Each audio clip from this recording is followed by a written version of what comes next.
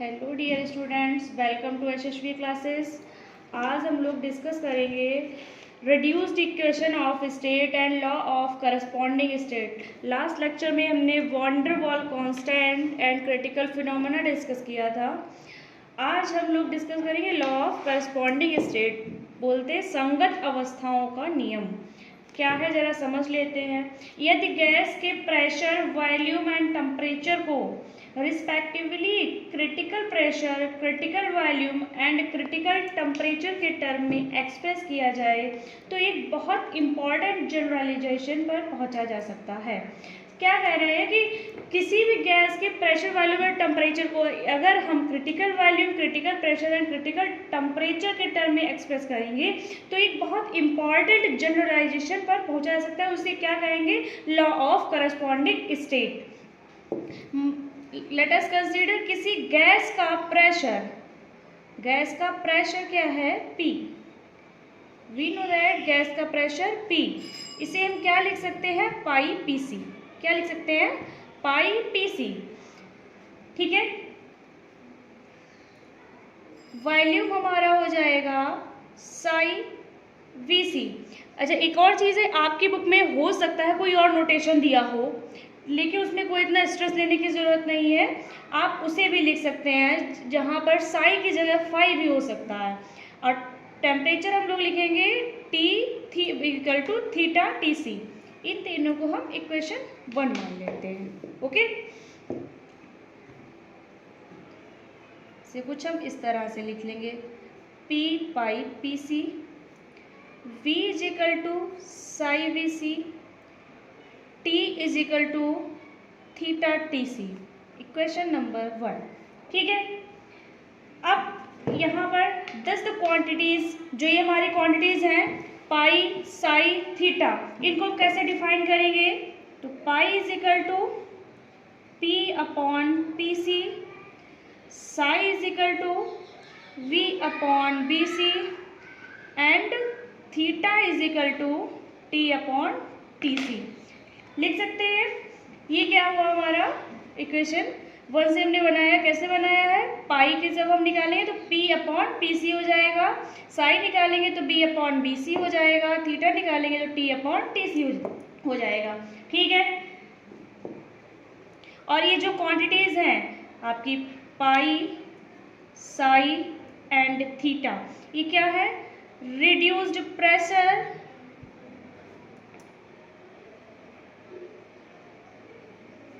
reduced volume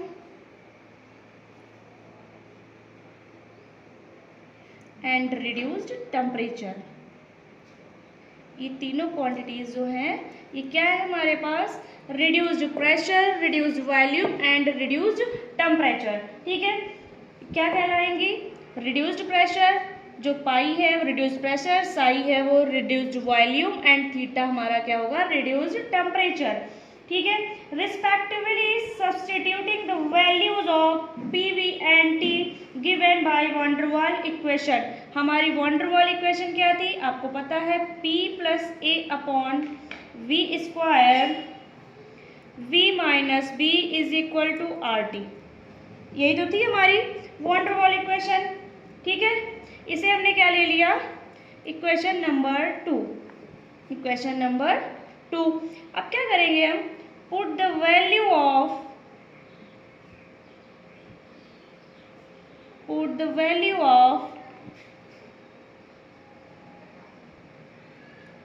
P, B and T in equation 2। यानी कि इस इक्वेशन में हम प्रेशर, वॉल्यूम एंड टेम्परेचर की वैल्यू रखेंगे।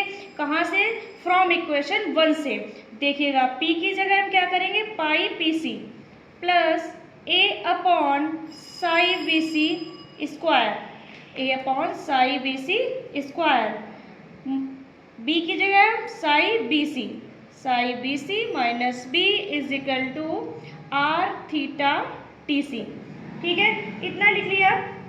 जैसा कि हमने कल आपको समझाया था क्रिटिकल फिनोमेना में कि हमारे पास सब्स्टिट्यूटिंग वैल्यू PC यानी कि critical pressure, critical temperature and critical volume की van der Waals constant terms में क्या था?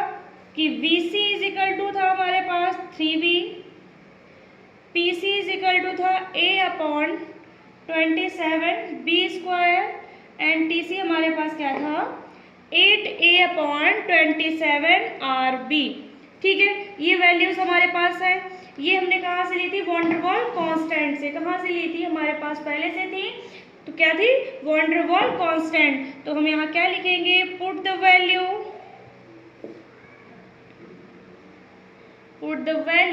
Of PC, BC and TC। जो ये इक्वेशन हमारी बनी थी इसे हमने 3 मान लिया। ये हमारी कौन सी इक्वेशन हो गई? 3। तो put the value of PC, BC and TC in equation 3। ये जो है वैल्यू PC, BC, TC की वैल्यू किस में डालेंगे? इक्वेशन 3 में। ठीक है, डालते हैं वैल्यू। P की वैल्यू डालेंगे पहले। P की क्या है हमारे पास? PC की क्या वैल्यू है? A/27B² plus A/psi3B²। ठीक है, अब हमारे पास है साई BC। BC की वैल्यू क्या है? 3B। Psi 3B minus B is equal to R theta 8A/27RB। ये तो वैल्यू है हमारे पास। हमारे पास यही वैल्यूज आई हैं। अब R से R कैंसिल हो गया, R से R कैंसिल हो गया। अब हम यहाँ पर क्या करेंगे? Multiply by 27B²। यहाँ हम दोनों साइड, लेफ्ट हैंड साइड और राइट हैंड साइड को 27B² से मल्टीप्लाई कर देंगे। जब हम मल्टीप्लाई करें तो इधर हमारा कैंसिल हो जाएगा, 3 से वो डिवाइड भी हो जाएगा।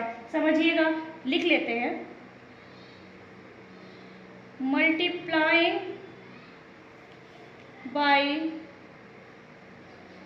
27B² both side.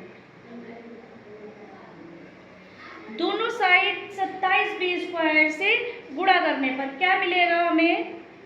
Pi A plus, अब जैसे यहाँ पे 27B² था, ये 27B² उससे कैंसिल आउट हो जाएगा, प्लस A/psi²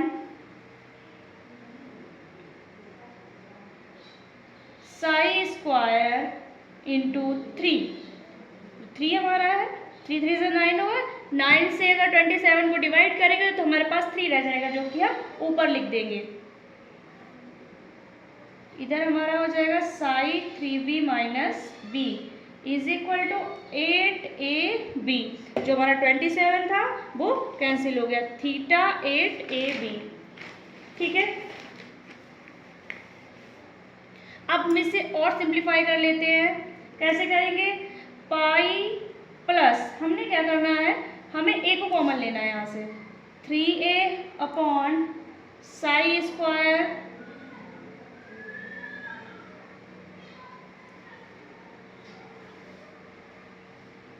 3 यहाँ B कॉमन ले लेंगे, 3 माइनस 1। और AB क्या किया हमने? यहाँ पर कॉमन ले लिया, इधर से A लिया, इधर से B लिया है। ठीक है, अब क्या करेंगे? थीटा 8AB, AB से हमारा AB कैंसिल हो जाएगा। क्या रह जाएगा हमारे पास? यहाँ भी ये नहीं होगा, हमारे पास रह जाएगा pi plus 3/psi² 3 minus 1 is equal to 8 theta. ठीक है, जैसा हमने पहले बताया है कि हो सकता है साई की जगह आपके बुक में कोई और नोटेशन दे रखा हो, इन द सेंस 5। इतना कोई स्ट्रेस लेने की ज़रूरत नहीं है, आप साई भी लिख सकते हैं, उसे 5 भी लिख सकते हैं।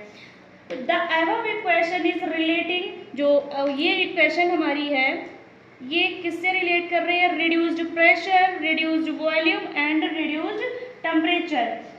और जो साई, पाई और थीटा है, ये क्या है? हमारे रिड्यूस्ड इक्वेशन ऑफ स्टेट लिख सकते हैं। That is pi, Sai and theta is called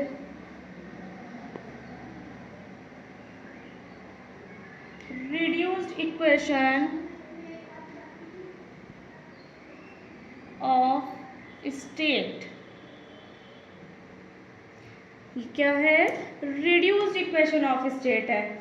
सबसे इम्पॉर्टेंट थिंग हमारे पास क्या है, यहाँ पर हमारे पास कोई कांस्टेंट नहीं है, यानी कि वॉन डेर वाल कांस्टेंट नहीं है, ए या बी आर कुछ भी नहीं है। तो परफेक्टली जनरल करना चाहते हैं तो क्या करेंगे, तो ये इक्वेशन एप्लीकेबल है उस सभी सब्सटेंसेस के लिए, ये इन लिक्विड एंड गैसेस स्टेट, ठीक है। यानी कि इसमें कोई भी हमारा कांस्टेंट नहीं है, लाइक वॉन डेर वाल constant A B and R, ठीक। तो ये किस में अप्लाई हो सकती है, in liquid and gases state. Over important conclusion क्या निकला, ओवर इंपॉर्टेंट कंक्लूजन हमारा क्या निकलेगा, अब मान लीजिए कोई दो सब्सटेंसेस हैं जिनका reduced pressure, reduced volume and reduced temperature, जिनका reduced pressure and reduced temperature same होगा, तो ये मस्ट इम्पॉर्टेंट है कि उनका रिड्यूस्ड वॉल्यूम भी सेम होगा, क्योंकि ये तीनों एक दूसरे को रिलेट कर रही हैं। यानी कि अगर हमारा प्रेशर और टेम्परेचर सेम है तो हमारा वॉल्यूम भी सेम होगा, क्योंकि ये तीनों एक दूसरे को रिलेट कर रही हैं। समझ लेते हैं, लिख भी लेते हैं थोड़ा सा। If two substances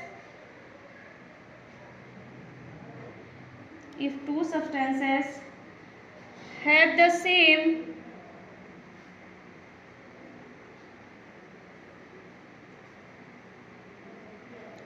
reduced pressure and reduced temperature,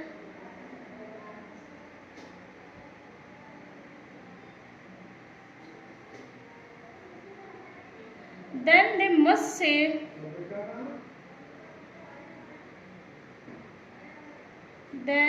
they must have the same reduced volume।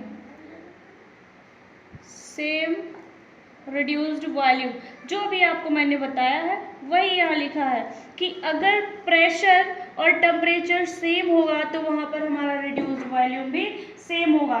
इसे क्या कहेंगे,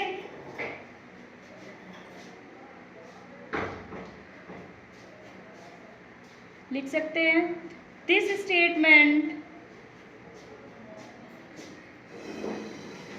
is known as law of corresponding state.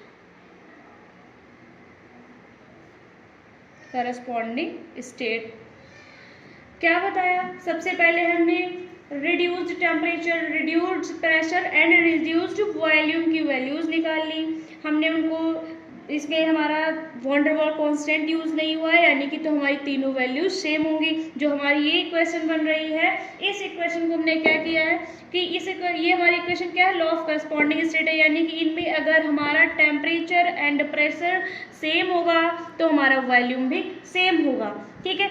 आगे हम एक इसी के बेस्ड न्यूमेरिकल समझ लेते हैं, जो कि आपके लिए बहुत इंपॉर्टेंट होने वाला है।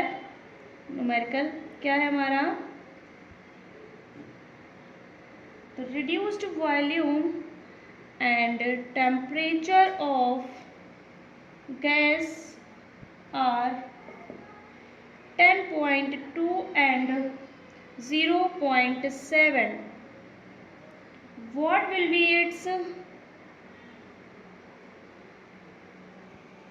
pressure if critical pressure is 42 atmosphere. क्या पूछ रहे हैं कि हमारे पास reduced volume and temperature given है, प्रेशर निकालना है जब हमारा क्रिटिकल प्रेशर दिया हो। हमने आपको अभी इस कॉरस्पॉन्डिंग स्टेट की डेरिवेशन में बताया था कि हमारे पास pi is equal to P upon P C है, psi is equal to V upon V C है and theta is equal to T upon T C है, ठीक। इसको हम यहाँ पर इक्वेशन 1 मान लेते हैं। जो हमारी जनरलाइजेशन रिएक्शन इक्वेशन आई है, pi plus 3 upon psi square 3 psi minus 1 is equal to 8 theta. समझिएगा, इसे हम इक्वेशन 2 मान लेंगे। हमारे पास वैल्यू कौन कौन से दे रखे, रिड्यूस्ड वॉल्यूम किससे डिनोट करते हैं, साई से। मेरे पास क्या है 10.2, मेरे पास टेम्परेचर यानी कि थीटा मेरे पास कितना है 0.7। अब निकालना क्या हमें यहाँ पर है साई पी यानी कि पाई, प्रेशर निकालना है यानी कि पाई निकालना है। फॉर्मूला हमने दे रखा है, अब हम वैल्यू पुट कर लेते हैं। सबसे पहले वैल्यू पुट करिए, ठीक। तो पाई प्लस 3 अपॉन हमारे पास